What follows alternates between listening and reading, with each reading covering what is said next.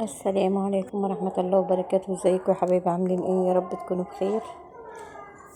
انا النهاردة عيالي قالت لي على الجمبري بالمكرونة. انا اول مرة في حياتي اعمله بصراحة، قلت هجرب وهشوف هيبقى حلو ولا وحش. بجد بجد طلع مش هقول لكم تحفة. خلوني كل مرة هبتدي اعمله. انا جبت حتة زبدة على حبة زيت. انا بحط عايزة تعملي بزيت خالص اعملي، عايزة تعملي زبدة اعملي، بس انا حطيت ده على ده علشان خاطر ايه، ان هو ايه، الزبده ما تتحرقش.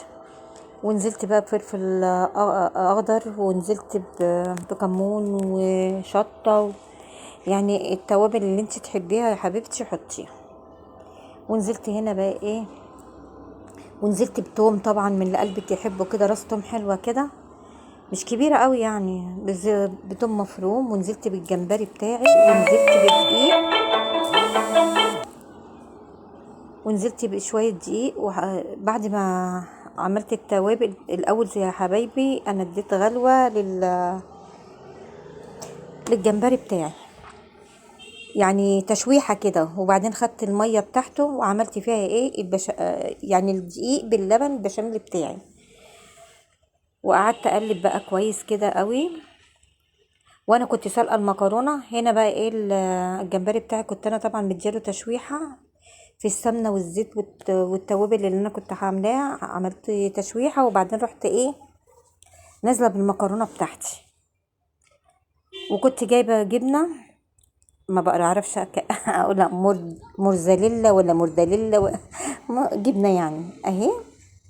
نزلت بنص الكيس عليها وقلبتها كل ببعضه. طبعا الجمبري كان واخد تشويحه، ما غابش بتاع 5 دقايق بصراحه ولا 10 دقايق.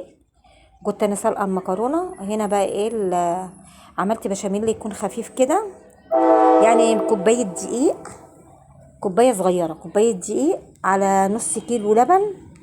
وقلبت ده بدوي على النار في الايدام بتاع الجمبري مطرح ما كنت مدياله غلوه. هنا الصينيه بتاعتي بقى، نزلت بالحاجه بتاع بالتواب بالمكرونه وبتاع. معلش صوت القطر مخليني متلخفنه مش عارفه اتكلم.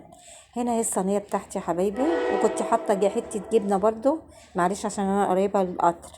هتقولوا مش عارفه تتكلم ليه؟ انا مش عارفه اتكلم من صوت القطر بصراحه، ما حاسه ان انا متبرجله.